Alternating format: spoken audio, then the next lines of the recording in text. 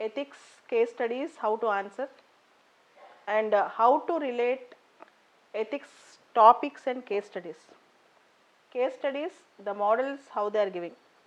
So, what type of case studies we can expect, and how we can expect, and what is the language we should write, and what is the analytical skill that is needed in the case study. First of all, I will take few examples of previous UPSC questions, how they have given questions and what they expected from the student. That is very important in case studies. So, in ethics from 2013 to 2020, I will tell you few case studies and I will tell you the principle behind it. In the ethics 2013 model paper, in the ethics case studies 2013 model paper, they have given a case study. You have a close friend, from childhood onwards you are together. In fact, your friend has helped you, but in the final examination you have seen that your friend is copying. In the final examination you have seen that your friend is copying. What you are going to do, whether you will report it or not. See, even the other person is your friend, even the other person is your brother. There should not be any bias. So, whether you will take an objective decision if your personal interest is involved in the case. This principle they wanted to test. As a civil servant tomorrow, your region, your religion, your own people, all these things. So, can you take an objective decision when a personal interest is involved? According to psychology and according to public administration, uh, according to human psychology, it is very difficult to take an objective decision when personal interest is involved. It is very difficult to take an objective decision when personal interest is involved. This is the most important point. Okay. And next important point is, no one should be a judge when his own interest is involved. In administration, we have a word called, no one should be a judge when his own interest is involved. That means no one should judge his own cause. This is a fundamental principle in administration. When your personal interest is involved, you should not take the decision on it. When your personal interest is involved, you should not take a decision on it. There is a case 2 years back, 1.5 years back, I think Mr. Arun Mishra, Judge Justice Arun Mishra's case, where, see, when you take a decision in a lower court, can you hear appeal on the same matter as a Supreme Court judge? For example, if you are a High Court judge, you have already taken a decision on a matter and you have passed a judgment, and the judgment have come to an appeal to the Supreme Court. Can you sit and hear the case again and decide the appeal? Already a judgment have come in the High Court. Again you are a judge in the Supreme Court. Can you decide on the same issue? Can you decide on the same issue? So, this is a principle that is very, very important in ethics also. No one shall be a judge of his own cause, or nobody should be a judge when he has already taken a decision on it. So, there might be various types of bias, BIAS. In ethics, bias is the most important word which they really test. What type of bias you have? Is it implied bias? Is it pecuniary bias? Pecuniary means financial. For example, there is a land scam. One son-in-law of a judge got involved in that. Can the judge listen to the case? Can the judge pass a judgment? If there is a land scam and the son-in-law of the judge is involved in that, can he pass a judgment? So, they will question you about your integrity. They will test you about your own integrity. So, whether you have personal integrity, whether you can take objective decision when your interest is involved in that. So, this is the most important thing you can see in the case studies. So, there you need to write certain principles, certain words and certain language, that is really important. So, in ethics, they will ask one more important question with respect to, especially with respect to untouchable sections, vulnerable sections, women, child. I have seen few examples in previous case studies. One is about women sexual harassment in workplace, a regular question. So, women sexual harassment at workplace. Second is child labor. Third is untouchability. I will tell you these three case studies and how you should think about these three case studies in the previous papers. One is women issue. When there was an allegation on Mr. X that he is harassing women, will you tolerate him if he is a star performer in your office? Mr. X performs exceptionally, but he has a bad habit, has a misbehavior against women. Can you tolerate him? This is a question. can you favor him because he is performing well in your organization, because of him your organization have grown up? This is the first question. That shows that when you get some interest out of it, will you deviate from your values? Okay, any organization, organization will last long when it is based on values. The foundational values of the organization should be very strong. No organization should be built on unethical practices. One day such organization will tumble. So every organization will work for profit, but the profit is not the only motive. Business is not the only motive for the organization. It is also the character and the institution building in the organization. So you have to think, if you are CEO of a company, there is one person without character, will you tolerate him? Though he is a good performer, will you tolerate him? So the foundational values of your organization. And there is one more thing that they have asked on this perspective. You have a very good reputation as a very good company, you are a private company. Will you give corruption to someone else? So will you give corruption? If you want to get a good contract, you need to give corruption. For a good contract, will you give corruption? To get a good contract, will you give corruption? It is testing your character, right? So, and one more thing about child labor, and one more thing about untouchability. Will you employ an untouchable lady for cooking? People are not adjusting with her. Then how to make people midday meal scheme in midday meal scheme employing a untouchable lady, this Dalit woman case. In all these case studies, there are some principles and values. So how you should answer?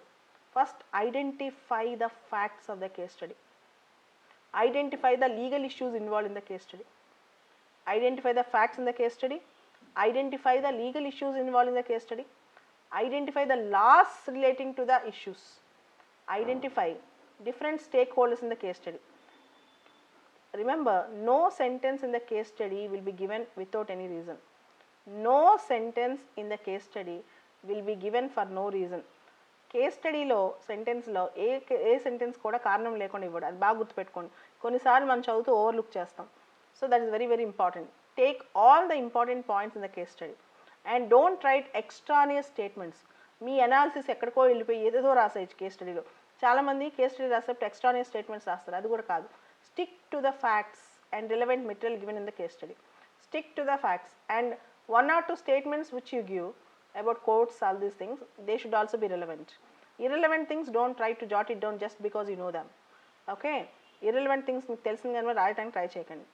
Now let's see what are the relevant facts that are required to write case studies. Case studies రాసేటప్పుడు required facts ఏంటో ఒక్కొక్కటి చూద్దాం. Case studies ఎలా answer చేయాలో కూడా చూద్దాం. See, I have seen 3-4 models of case studies. One is వాళ్ళే solution ఇస్తున్నారు. They are giving 4 options and ask us to analyze the options and give our solution. And second way is they are asking us to put our own options. మన ఆప్షన్సే మనం రాసేసి and analyze those options, what is the option that is given below అని చెప్పి ఇవన్నీ ఇస్తున్నారు అనమాట. So there are certain keywords, key things which you need to write it down in case studies. Case study రాసేటప్పుడు కొన్ని key principles కొన్ని గుర్తుపెట్టుకోవాలి. కొన్ని స్టేట్మెంట్స్ చెప్తాను, ఆ స్టేట్మెంట్ సిరీస్ తీసుకోండి. First statement is should always follow democratic, constitutional, legal, ethical values while pursuing the things. So non-violent, democratic, constitutional values eppudu mee case study lo reflect avvali.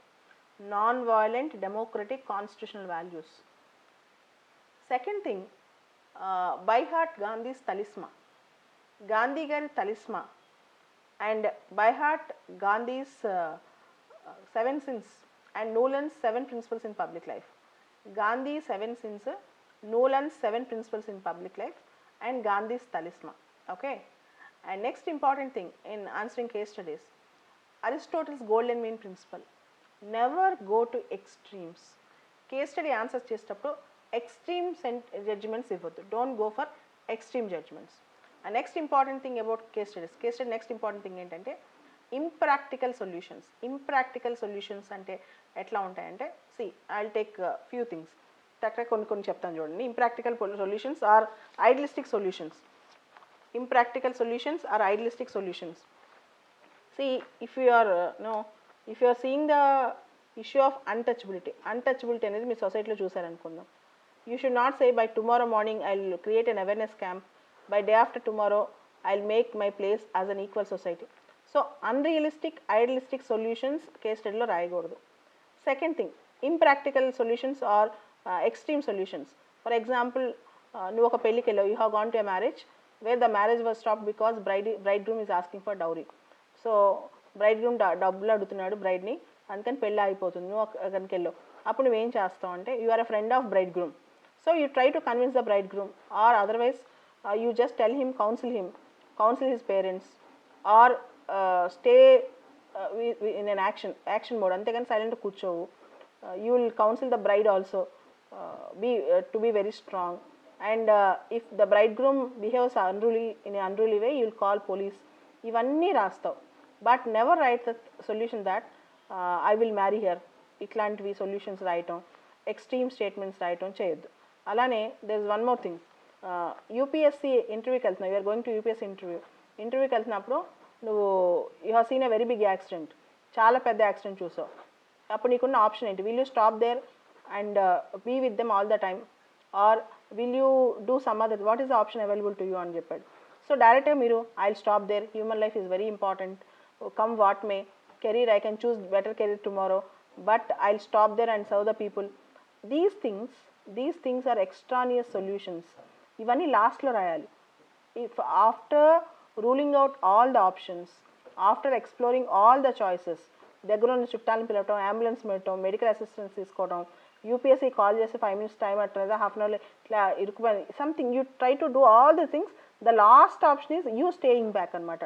మీరు first solution నేనే ఉండిపోతాను, నేనే చేసేస్తాను, I will help them out, I will completely solve the take care of them అంటే UPSC will also think, ఇదే వాళ్ళు కూడా అనుకుంటారు this is too much అని చెప్పి, అంటే too much of idealistic solutions ఇస్తున్నారు, this too much of impractical solutions, too much of idealistic solutions and too much of impractical solutions అని చెప్పి ఇలాంటి కేస్ స్టడీస్ వస్తాయి.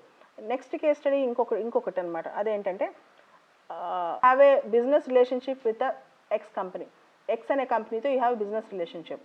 ఈ బిజినెస్ రిలేషన్తో ఎక్స్ అనే కంపెనీతో బిజినెస్ రిలేషన్షిప్ ఉంటే, ఎక్స్ అనే కంపెనీలో ఏ అనే మేనేజర్ ఉన్నాడు, A have done some illegal thing. If you explore A's illegality, lose the contract. You have a contract with X అనే కంపెనీ, ఏ అనే company X manager. If you reveal the illegality of mister A, contract lose అయ్యే ప్రమాదం ఉందని.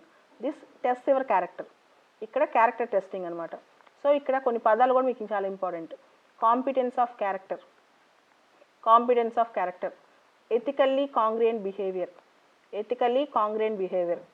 Okay, good work culture, ఇట్లాంటి పదాలు కూడా కొన్ని case స్టడీస్లో యూ నీడ్ టు రైట్ అనమాట. So these are the varieties of case studies. కొన్ని మన క్యారెక్టర్ గురించి చెప్తారు. Certain times they will also give certain things like emotional intelligence case studies కూడా దే లాస్ట్. ఎమోషనల్ ఇంటెలిజెన్స్ ఒకసారి ఒక anger కానీ, లేకపోతే ఒక సాడ్నెస్ కానీ, ఒక హ్యాపీనెస్ కానీ, they will give a moment and they will ask you to write analyse the things అనమాట. ఇట్లా కూడా అడగొచ్చు. Or they will keep you in a situation, నిన్ను ఒక సిచ్యువేషన్లో పెట్టి అడుగుతారు. I will tell you 2-3 statements where ఇట్లా ఎమోషనల్ ఇంటెలిజెన్స్ క్వశ్చన్స్ కానీ, లేకపోతే రెగ్యులర్ ఎథిక్స్ క్వశ్చన్స్ కానీ రైట్ అంటూ. First principle step into the shoes of the character. What is the step into the shoes of character? ఎథిక్స్లో నిన్ను ఏ క్యారెక్టర్లో అయితే పెట్టాడో ఆ క్యారెక్టర్లోకి నువ్వు ఎంటర్ అయిపోవాలి. యు ఆర్ అన్ ఎస్పీ అంటే you are an SP, you are a collector అంటే you are a collector, you are a superintendent అంటే you are a superintendent, you are an social activist అంటే you are social activist, you are a private company CEO అంటే private company CEO. ఎందుకు step into the shoes of character అన్నాను? Why I said step into the shoes of character? C, an SP can take law and order into hands, but a private company CEO cannot take. ఒక SP law and ఆర్డర్ని హ్యాండ్స్లో తీసుకోగలడు, private కంపెనీలో CEO తీసుకోలేడు. అలానే ఒక social activist he can go to media, ఒక social యాక్టివిస్టో ఒక ఆర్టీఐ యాక్టివిస్టో he can go to media, whereas a district collector cannot go to media complaining against the government. ఒక activist he can complain against the government, ఒక district collector గవర్నమెంట్కి వ్యతిరేకంగా complaint చేయలేదు. ఉదాహరణకి I'll take a small example. See, in our district there is a issue of say child labor. మీ జిల్లాలో child labour ఎక్కువ ఉంది. లేదా in your district there is an issue of superstitions like black magic, or in your district there is an issue like something like మీ డిస్ట్రిక్ట్లో women గురించి స్కూల్స్కి రానికపోవటం, women కాలేజెస్కి రానికపోవటం, there might be certain issues అనమాట. ఈ టైంలో నువ్వు వెళ్ళి మీడియా మీటింగ్ పెట్టేసేసి ఉమెన్ని రేప్ చేశారని ఏడవటం, నువ్వు ఎస్పీ అయితే డిస్ట్రిక్ట్ కలెక్టర్ అయితే అలా చేయలేవు. You cannot do that. Whereas if you are an activist you can do that. So first of all what is your character in the case study? Case స్టడీలో నీ particular character ఏంటో చూసుకో. So క్యారెక్టర్ని బట్టి నీ కోర్స్ ఆఫ్ యాక్షన్ చేంజ్ అవుతుంది. Don't write the same course of action for every case study. Based on your character, based on your role, your action will change. Okay, ఎందుకు మీ doubt రావచ్చు. 4 judges 2 years back came out and spoke in the media against the Chief Justice of India that he is mastering the roster. 4 judges. Actually, you should not do that. No civil servant should do that. No civil servant should do that. Take it granted. Second thing, ఇంకొక విషయం చెప్తాను. I'll give a small example. Few years back, I'm working in defense. In defense sector, there is an issue ఏంటంటే there was a accident in the naval ship. ఒక naval షిప్లో accident అయింది. that is because of so many technical errors. Can you flare it up? Can you flare the issue up? If you flare the issue up, if you say people died because there were so many technical mistakes, people will lose the trust on the system. People will lose trust. Credibility of our defense system will be lost. Tomorrow, no parent will join their kids in the Navy. So, public interest is very important. National interest is very important than the individual loss. You should not flare up a single incident if it goes against the nation. You should not flare up a single incident, though we are at fault, though the government is at fault. As a public servant, you have an obligation. You have taken an oath of secrecy. Oath of secrecy. So I'll tell you, oath of secrecy, fidelity, okay, fiduciary relationship, FIDUCIARY, credibility, okay, and trustworthiness. These are the words which you need to write. Don't write these type of real life. Me choose an example side. I am going on a road. Somebody met with an accident. I helped them. Itla don't write self boosting things in SR ethics. Self boosting things, mana character reveal chesayi, my role, who is a role model is my mother. These things UPSC don't want from you. UPSC ilanti self boosting things cheyadu, alanti cheyadu. Kakapothe you are expected to write a credible answers. So step into the stakeholder approach. ఒకటి నువ్వు what is your role, first నువ్వెవరు, తర్వాత stakeholder, తర్వాత proper words. And next important thing ethics answer ఐటెంలో ప్రతి ఒక్కరు ఈ మధ్య ఏం చేస్తున్నారంటే ఓల్డ్ ఆన్సర్ షీట్లు ఎవరు చూసి ఇంటర్నెట్లో స్టేక్ హోల్డర్స్ అని హెడ్డింగ్ పెడుతున్నారు ప్రతి కేస్ స్టడీ. అవసరం ఉన్నా లేకపోయినా that's a wrong way. Stakeholders ప్రతి దానిలో రాయాల్సిన అవసరం. You can identify the stakeholders, but you need not follow that stakeholder అని రాసి స్టూడెంట్స్ ఏం రాస్తారంటే ఒక పక్క state, citizen, okay, people, common man అలా రాసేస్తున్నారు. అట్లా రాయటం తప్పు. ప్రతి కేస్ స్టడీకి don't do that monotonous activity like stakeholders and రాసి హెడ్డింగ్ పెట్టి. You can identify the stakeholders when you are analysing. నువ్వు అనలైజ్ చేసేటప్పుడు క్వశ్చన్ పక్కన పలానా వాళ్ళు అని రాసుకో. బట్ ఎవ్రీ కేస్ స్టడీకి స్టేక్ హోల్డర్ అప్రోచ్ అంటే ఓకే వీళ్ళు బట్టి వచ్చారు ఒక ఫార్మాట్, ఇంకా అదే ఫార్మాట్లో దింపేస్తున్నారు అని చెప్పి చేసేస్తారు. అట్లా చేయదు. బేస్డ్ ఆన్ ద కేస్ స్టడీని బేస్ చేసుకుని ఆన్సర్ చేయండి. And next important thing, relevant words, relevant laws ఖచ్చితంగా గుర్తుపెట్టుకోవాలి. So relevant words, relevant laws ఎలా గుర్తుపెట్టుకోవాలి? I will tell you few examples. See, when you are writing something on medical negligence కానీ doctors గురించి కానీ రాసేటప్పుడు, రీసెంట్లీ డాక్టర్స్ని కొడుతున్నారు అనుకోండి పేషెంట్స్. రీసెంట్లీ గవర్నమెంట్ ఏం చేసింది, కోవిడ్ టైంలో డాక్టర్స్ని ప్రొటెక్ట్ చేయడానికి ఒక ఆర్డినెన్స్ ఇమీడియట్గా తీసుకొచ్చిందా? You need to write the feature, దాని గురించి కొంచెం టచ్ చేయాలి అక్కడ. అలానే నిర్భయ రేప్ జరిగింది. నిర్భయ రేప్ తర్వాత రేప్లా అమెండ్మెంట్స్ వచ్చాయి. అలానే జూనైల్ జస్టిస్ గురించి JJ act, juvenile justice act amendments వచ్చాయి. అలానే prevention, Vishakha versus state of Rajasthan guidelines, prevention of sexual harassment at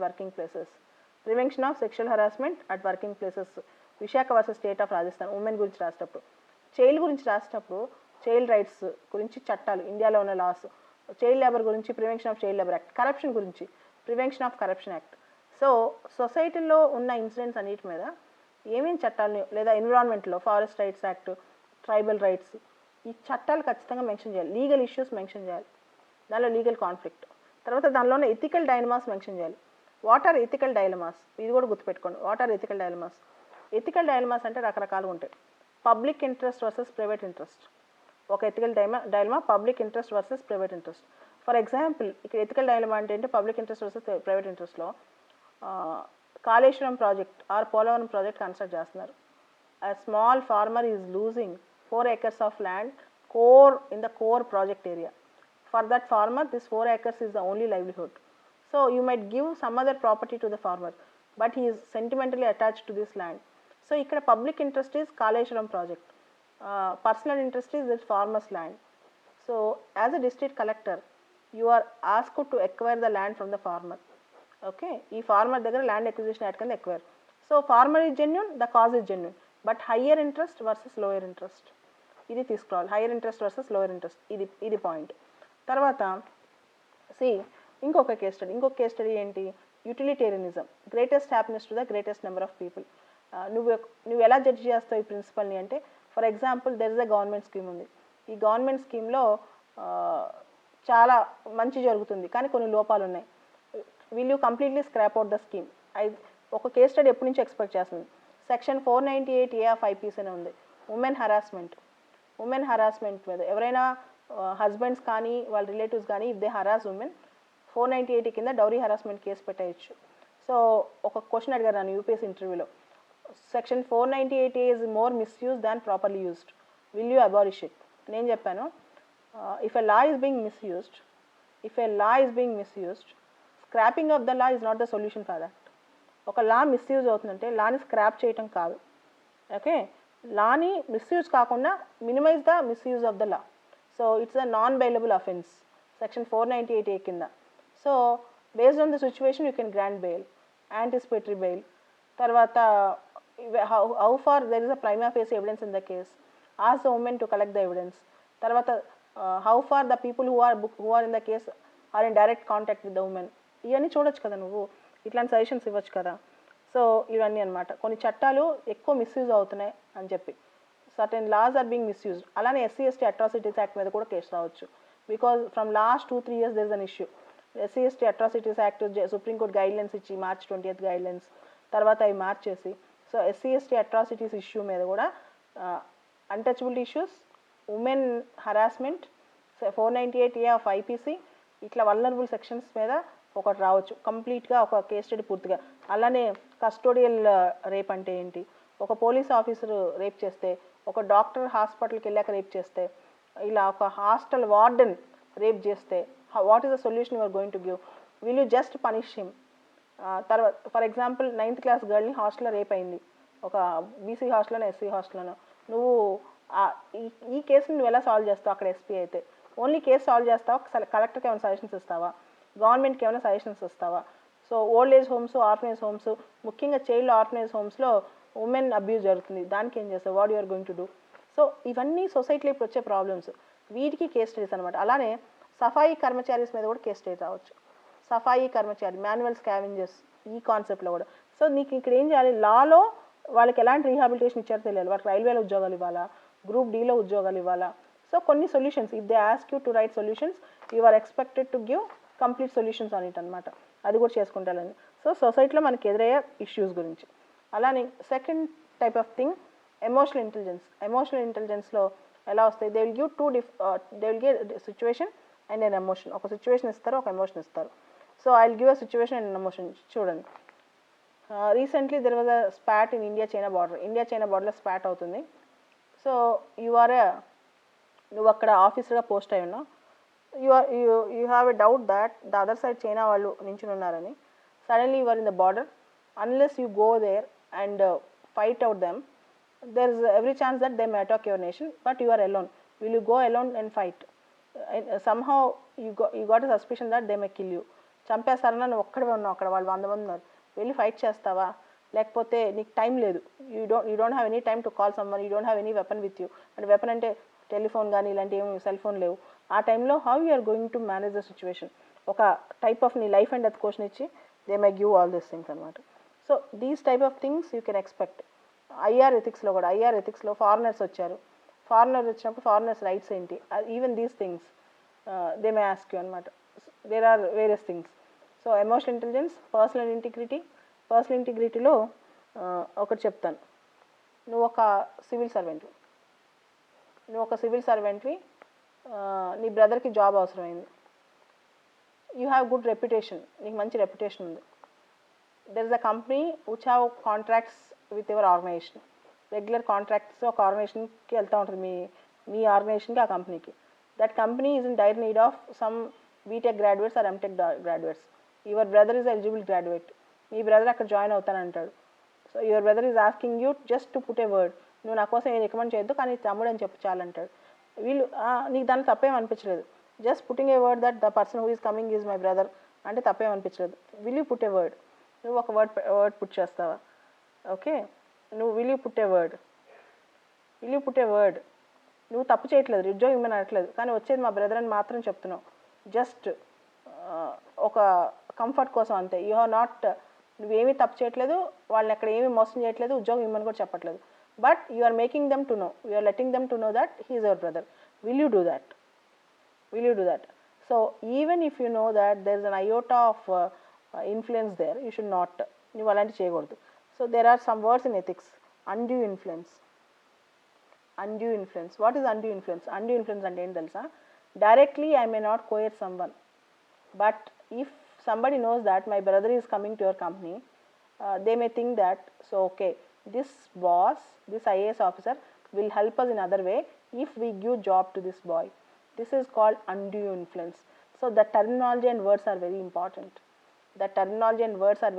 Somebody who is writing mains will write answer, but how you write it with proper terminology is very, very important. I think mostly terminology will make all the difference. So there are certain words like undue influence, like coercion, like duress, duress. Duress is a form of coercion. Duress ane koncham force pettadam anamata. It is a form of coercion. Duress.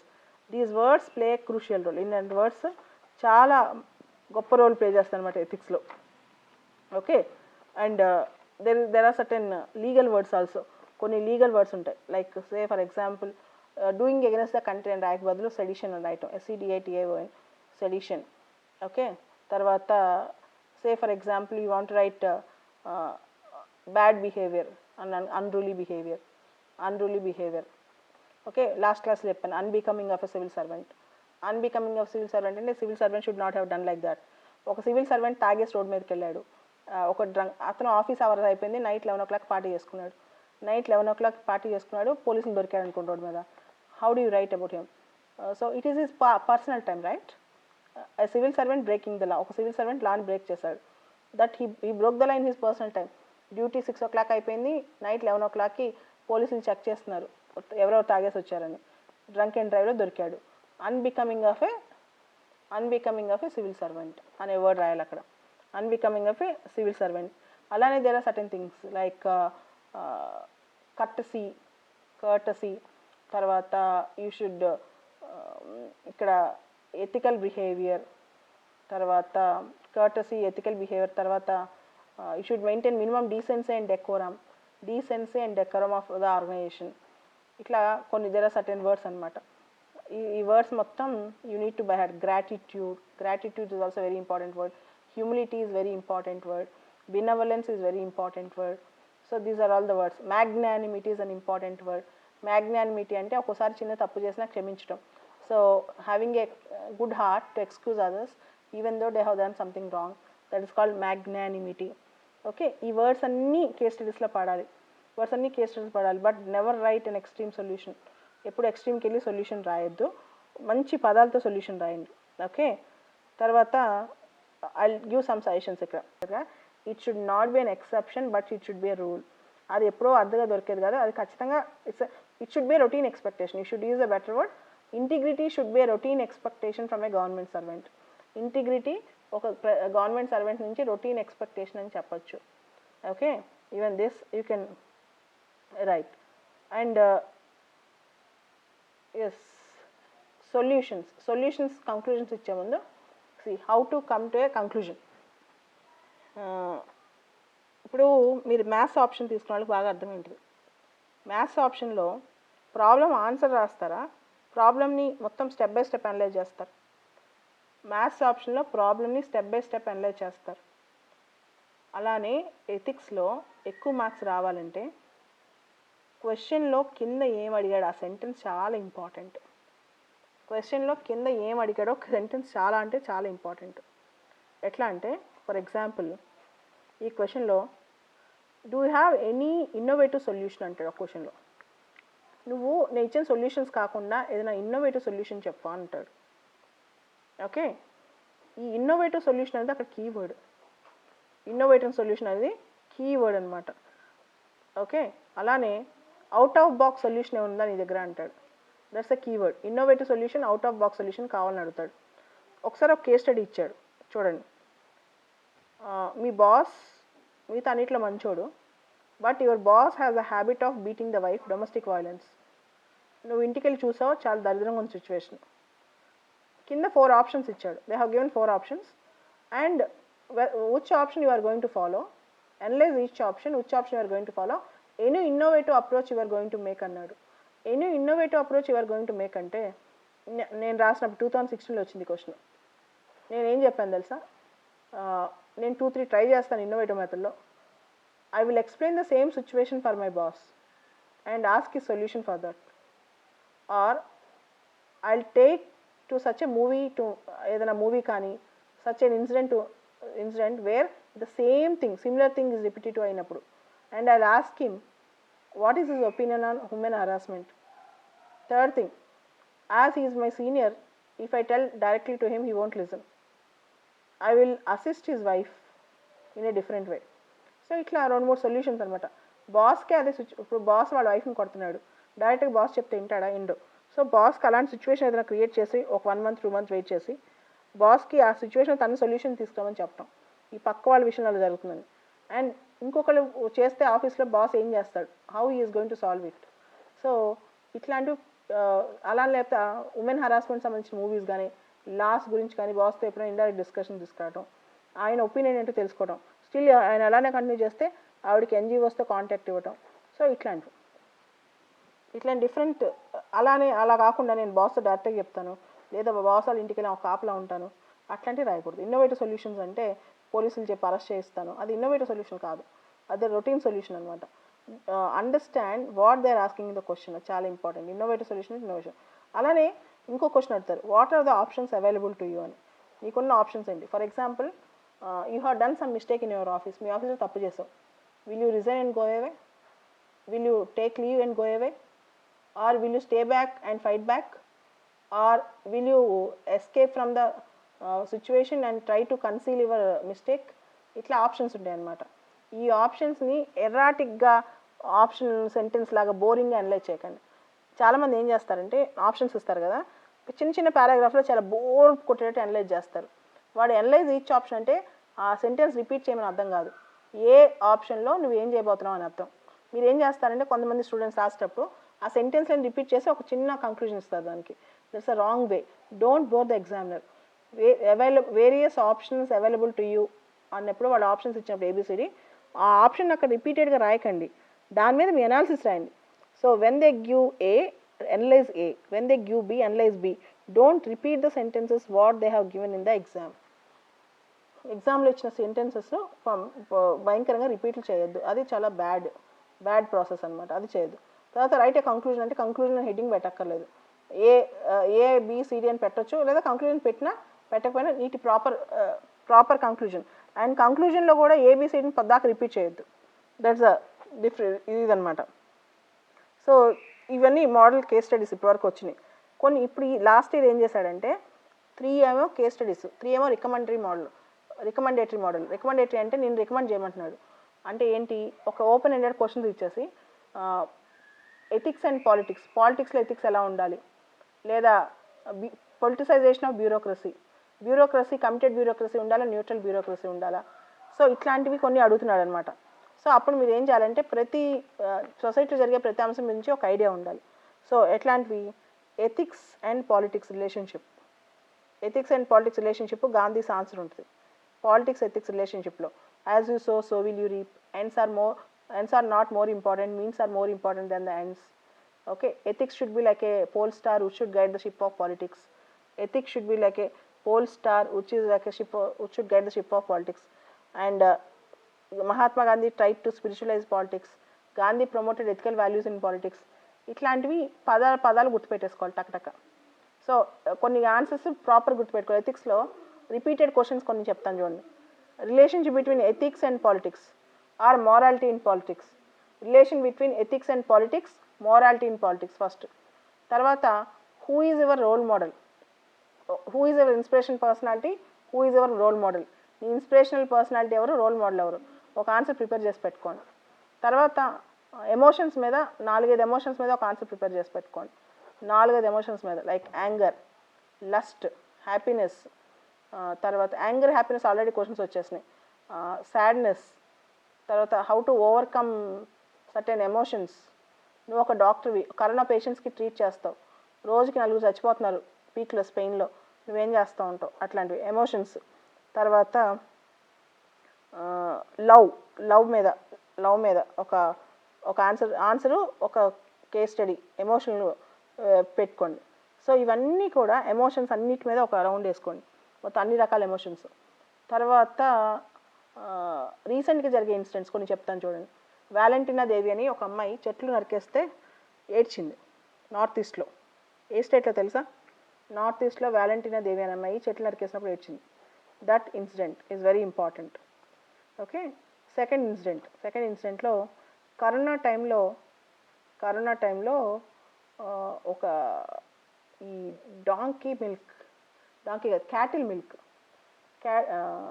Camel milk కోసం ఒక చిన్న బాబు, ఆ బాబుకి health problem ఉంటుంది. ఆ బాబు he will drink only camel milk అనమాట. But corona టైంలో ట్రైన్స్ అన్నీ ఆగిపోతాయి. సో ఆయన అబ్బాయి కోసం ఒక ఊరికి స్పెషల్ ట్రైన్ వెళ్ళింది టు బ్రింగ్ క్యామెల్ మిల్క్ రావడానికి. సో ఎథికల్ వాల్యూస్, నువ్వు ఏ పరిస్థితిలో కూడా వాల్యూస్ ఎలా ఉండాలి అది. సో ఇట్లాంటివి. తర్వాత సర్టెన్ థింగ్స్, రిలీజియస్ టాలరెన్స్ గురించి కూడా ఎథికల్ క్వశ్చన్ రావచ్చు. Religious tolerance, APJ Abdul Kalam quotes, Abdul Kalam complete quotes గురించి. ఓకే, రిలీజియస్ టాలరెన్స్ సంబంధించి. సో సొసైటీలో ఈ మధ్య జరుగుతున్న అంశాలు, ప్లాస్మా డొనేషన్ ఇవ్వడానికి చాలామంది భయపడుతున్నారు. People are worrying, plasma donation ఇస్తే వాళ్ళకి వీక్నెస్ వచ్చేస్తేమో ఇదంతా. తర్వాత సరగేసీ మీద ఎథికల్ క్వశ్చన్ రావచ్చు. సరగేసీ అండ్ ఎథిక్స్ మీద క్వశ్చన్ ఎక్స్పెక్ట్ చేయొచ్చు. సరగేసీ లాస్ట్ 4-5 ఇయర్స్ నుంచి చాలాసార్లు క్వశ్చన్ వచ్చిందనమాట. You can expect this. Surrogacy bill గురించి కూడా మళ్ళీ రిపీటెడ్గా మెయిన్స్లో కూడా సరగేసీ గురించి చదువుకోవచ్చు. తర్వాత గుడ్ గవర్నెన్స్ మీద క్వశ్చన్ కానీ ఎస్సే కానీ, ఎథిక్స్ క్వశ్చన్ కానీ జిఎస్ క్వశ్చన్ కానీ. గుడ్ గవర్నెన్స్, ఈ గుడ్ గవర్నెన్స్లో ఏం చేస్తారంటే ఈ మధ్య మిషన్ కర్మయోగి అని చెప్పి గవర్నమెంట్ ఒకటి స్టార్ట్ చేసింది. దాని మీద సపరేట్ క్వశ్చన్ కూడా యూ కెన్ ఎక్స్పెక్ట్ అనమాట. Capacity building in civil services, mission Karmayogi capacity building in civil services. Okay, you can expect that. దాని మీద కేస్ స్టడీ కూడా అడగవచ్చు. అలానే Pragati, proactive governance and timely implementation. So you have to prepare proper notes. Case స్టడీకి నోట్స్కి ఒకటి grievance redressal mechanism అనే concept. Grievance redressal mechanism అంటే ఏదైనా ప్రాబ్లం అయితే ఎలా సాల్వ్ చేస్తావు. So how you solve grievance redressal mechanism. ఇక్కడ you have a concept grievance redressal mechanism. తర్వాత సేవోత్తమ్ మోడల్ అనే కాన్సెప్ట్ కొంచెం గుర్తుపెట్టుకోండి. సేవోత్తమ్ మోడల్ గురించి ఒక కాన్సెప్ట్ గుర్తుపెట్టుకోండి. గ్రీవెన్స్ రిడ్రెసల్ మెకానిజం సిస్టమ్ మీకు తెలుసు కదా. గ్రీవెన్స్ రిడ్రెసల్ మెకానిజం ఐడెంటిఫై, తర్వాత ఫీడ్బ్యాక్ మెకానిజం, తర్వాత ఎక్నాలెడ్జ్మెంట్, తర్వాత no repetition of the same mistake. ఒక స్ట్రక్చర్ ఉంటుంది గ్రీవెన్స్ రిడ్రెసల్ మెకానిజంలో. ఈ grievance redressal mechanism, Sevottam model, qualitative delivery of services, ఇవన్నీ కలిపి ఒకే ఆన్సర్ ప్రిపేర్ చేసుకోండి. తర్వాత సిటిజన్ చార్టర్ GS2లో ఉంది, ఎథిక్స్లో ఉంది కాబట్టి గ్యారంటీ. RTI GS2లో ఎథిక్స్లో ఒక చోట ఆప్షన్స్, మీ option political science public science అయితే RTI ఈ సంవత్సరం చాలా ఇంపార్టెంట్. RTI మీద కేస్ స్టడీ క్వశ్చన్ గ్యారంటీ ఒకటి వచ్చేస్తుంది. Every year you'll finding a case study అనే question on RTI. So RTI amendment, RTI basic things బాగా చూసుకోండి. తర్వాత రెఫ్యూజీ రైట్స్, రెఫ్యూజీలకు ఉండే హక్కులు, ఇది ఒకటి. తర్వాత సిటిజన్ చార్టర్ GS2లో ఉంది, ఎథిక్స్లో ఉంది కాబట్టి సిటిజన్ చార్టర్ ఆన్సర్ ఒకటి. ఒక బేసిక్ సిటిజన్ చార్టర్ మీద ఒక ఎస్సే లాగా ప్రిపేర్ చేసుకోండి. GS2లో కానీ ఎథిక్స్లో కానీ సిటిజన్ చార్టర్స్ మీద you can expect. So mission Karmayogi వాళ్ళు అడగకపోయినా రాయాలి. Even if they don't ask you need to right.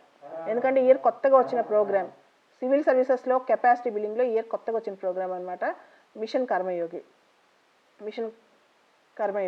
So even this is very important. Okay, ఇవన్నీ కేస్ స్టడీస్లో పెట్టి కొంచెం ట్రై చేయండి. కీవర్డ్స్ చూసుకుంటూ civil services values, code of conduct in civil services మొత్తం ఒకసారి బట్టి కొట్టేయండి. Code of conduct in civil services మొత్తం బట్టి కొట్టాలి. Code of conduct in civil services అంటే ఏంటి? Always maintain absolute integrity. ఆ వర్డ్ గుర్తుపెట్టుకోండి, always maintain absolute integrity. Don't do anything unbecoming of a civil servant. Utmost devotion to duty, maintain absolute integrity, don't do anything unbecoming of a government servant, habitual misbehaviour. ఈ 4-5 పదాలు గుర్తుపెట్టుకోవాలి civil services వాల్యూస్లో. Habitual misbehaviour చేయకూడదు. Okay, తర్వాత utmost devotion to duty, తర్వాత absolute integrity, maintain absolute integrity. Okay, apolitical bureaucracy, neutral bureaucracy. ఓకేనా, ఈ పదాలన్నీ ethical values in civil services. మీరు ఏం చేస్తారంటే code of conduct in civil services అని ఎట్లా కొడితే వచ్చేస్తుంది code of conduct in civil services అంటే. Okay, always you should try to take a best judgement. Always a government officer should try to take a best judgment. Best judgment should not be his personal judgment. It should be the judgment which should be taken with an objectivity. ఆబ్జెక్టివిటీతో తీసుకున్న judgement అనమాట, personal judgement కాదు. ప్రజా ప్రయోజనాలు, public interest should always be priority. ఈ పదాలు ప్రజా ప్రయోజనాలే first మనకి ప్రాధాన్యం ఇవ్వాలి. ఈ పదాలు బాగా పడాలి ఎథిక్స్లో. ఓకే, తర్వాత బ్రీచ్ ఆఫ్ ట్రస్ట్, నమ్మక ద్రోహం చేయకూడదు. So eating away public money, government కార్డును వెక్కావు, మీ చుట్టాలు పెళ్ళికి వెళ్తా. So even it comes under breach of trust అనమాట. ఎందుకంటే people will system trusting on you, people will pay tax. So ఇవన్నీ బ్రీచ్ ఆఫ్ ట్రస్ట్ అంటే నమ్మక ద్రోహం. Credibility will be lost, apolitical bureaucracy, తర్వాత committed bureaucracy, neutral bureaucracy concepts, non partisanship and impartiality. 2 పదాలు ఉంటాయి. దీని మీద రెగ్యులర్ క్వశ్చన్ వస్తుంది. రాపైన 2016లో కూడా దీనిలో క్వశ్చన్ వచ్చింది. What is non partisanship, what is impartiality, give the difference అని చెప్పి విత్ ఎగ్జాంపుల్స్ అని. నాన్ పార్టిజన్షిప్ అంటే పొలిటికల్ ఇష్యూస్లో రాజకీయ పరంగా పక్షపాతమైన స్టాండ్ తీసుకోకుండా. ఇంపార్షియాలిటీ అంటే any type of partiality, religion, culture, caste. So the word non-partisanship is properly used with respect to political issues. The word impartiality is properly used with respect to normal types of partiality, normal types of bias అనమాట. ఏంటి, region గురించి, religion గురించి, culture గురించి, cost గురించి ఈ bias మొత్తం తీసేసి impartiality, non పార్టిజన్షిప్ చేయాలి. అండ్ ఇంకొకటి, ప్రతి థింకర్ని పెట్టుకుని కంటిన్యూస్గా థింకర్ మీద నోట్స్ రాసుకోవాలి. సో ఎథిక్స్ సిలబస్ 10 times చదవండి. సిలబస్ కరెక్ట్గా చదివితే చాలు. సిలబస్లో ఏం పదాలు ఉన్నాయో సార్ చూడండి. Empathy, always use the word empathy అనే పదం రిపీటెడ్గా రాయండి. ఎంపతి అంటే ఏంటంటే stepping into the shoes of others, trying to solve the problems practically. అలానే కొన్ని వర్డ్స్ ఉన్నాయి. Persuasion, social influence. పర్సువేషన్ అంటే what are the persuasion techniques you should use. Persuasion techniques pathos, ethos, logos persuasion techniques అనమాట. Okay, Aristotle చెప్పాడు ఈ techniques, pathos, ethos, logos అని. Logos అంటే logic. Okay, pathos అంటే, ఈథోస్ అంటే credibility, pathos అంటే emotional connect. లాజిక్తో explain చేస్తే ప్రజలు వింటారు. నువ్వు రోడ్డు మీద టాయిలెట్కి వెళ్తే ఎలాంటి రోగాలు వస్తాయని చెప్తే లాజిక్తో చెప్తే వింటారు. ఓకే, ఈథోస్ అంటే క్రెడిబుల్ పీపుల్ చెప్తే వింటారు. అమెరికాన్ వచ్చి విషయం చెప్తే వింటారు. అలానే పాథోస్ అంటే ఎమోషనల్ కనెక్ట్. ఫర్ ఎగ్జాంపుల్, ఆడపిల్ల చదువుకుంటే ఒక ఆడపిల్ల వచ్చింది అనుకోండి, పక్కింట్లో ఆడపిల్లకి ఒక ఎమోషనల్ కనెక్ట్ అవుతుంది. సో ఒక అమ్మాయి చదివితే ఇంట్లో 2 అమ్మాయి చదువుతుంది అనమాట. సో పాథోస్, ఈథోస్, లోగోస్ అంటే లాజిక్. ఓకే, పాథోస్ అంటే ఎమోషనల్ కనెక్ట్, ఈథోస్ అంటే క్రెడిబుల్ పీపుల్ చెప్తుంటారు. ఫర్ ఎగ్జాంపుల్, బేటీ బచావో బేటీ పడావో మాధురి దీక్షిత్ చెప్తే బేటీని బచావ్ చేయాలని చెప్తే దే లిజన్ అనమాట. These are the things. So this is what is okay. Civil servant లాని ఎప్పుడు బ్రేక్ చేయకూడదు ఫర్ ఎథిక్స్. ఎథిక్స్ కోసం లాని బ్రేక్ చేసినట్టు ఎప్పుడు చెప్పదు మీరు.